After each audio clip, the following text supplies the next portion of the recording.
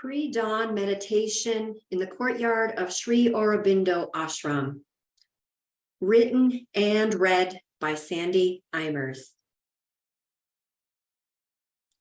We were reminded to wear white if it was available in our packed bags. A large collection of people of all ages began to wander into the central courtyard where Sri Aurobindo was laid in rest.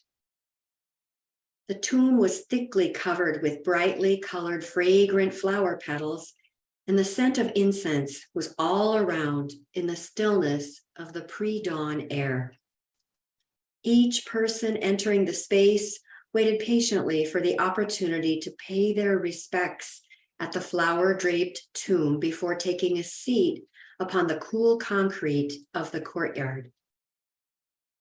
As we sat in the darkness just before dawn, a gong vibrated to signal the beginning of silent meditation. No verbal instruction, only silence and stillness.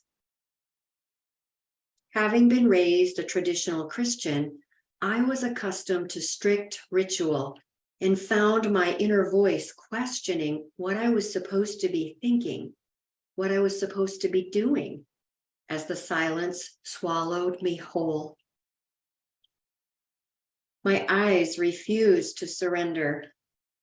I allowed them to wander. A large tree with a trunk nearly 2 of my open-armed embraces stood strongly rooted in the center of the courtyard, along with the tomb of Aurobindo.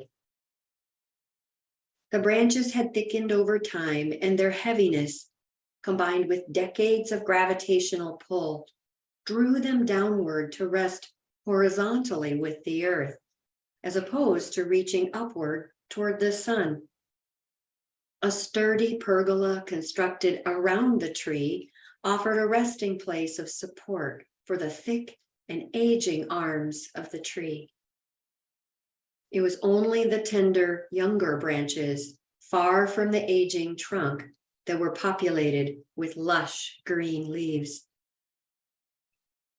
Each time my eyes slid open, daylight was becoming more visible.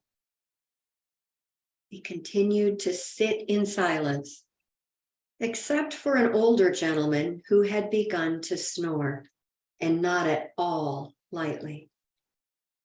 Several minutes passed. Still no spoken words or physical movement from those gathered, except for the young man who politely awakened the snoring old man. The silence grew louder and louder, and still only inner guides for navigation. Once more, my eyes became curious. The dim light of dawn revealed row upon row of potted yellow and orange marigolds, mingled with vibrant green foliage to create a lush backdrop. Patches of grass, corners with rock gardens, gave the courtyard a sense of full immersion in divine nature as daylight grew and the minutes continued to tick by. The vibration of the gong broke silence, and one by one the devoted returned to the flower-strewn tomb to display their respect before scattering through city streets in the filtered sunlight of a beachfront town on Sunday morning. Walking back to the hotel in silence, our group witnessed the slow awakening of the city. The sun rising over the Bay of Bengal offered yet another doorway for welcoming silence beneath the soothing mantra of ocean waves.